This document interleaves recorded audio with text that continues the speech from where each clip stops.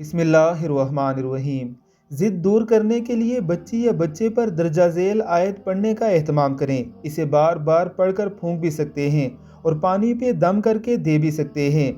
آیت مبارکہ یہ ہے وَخَشَعَتِ الْأَصْوَاتُ لِلرَّحْمَنِ فَلَا تَسْمَعُوا إِلَّا ہمسا۔ ایک بار آہستگی سے پڑھ لیجئے وَخَشَعَتِ الْأَصْوَاتُ لِلرَّحْمَنِ فَلَا تَسْمَعُوا إِلَّا ہمسا۔ یہ سورہ طٰہٰ کی آیت نمبر 108 ہے۔ چھوٹی عمر میں بچے عام طور پر ضد کرتے ہیں، اس لیے اس میں پریشان ہونے کی کوئی بات نہیں۔ البتہ اگر بچی بہت ضدی ہو یا بچہ ہی بہت ضدی ہو تو آپ کو چاہیے کہ آپ اپنی بچی پر پیار و محبت کے ساتھ روک بھی رکھیں تاکہ بچی کے اخلاق بگڑ نہ جائیں۔ یہاں بچی کا تذکرہ اس لیے زیادہ کیا گیا ہے کہ اس نے آگے بڑھ کر ایک خاندان کو تشکیل دینا ہے۔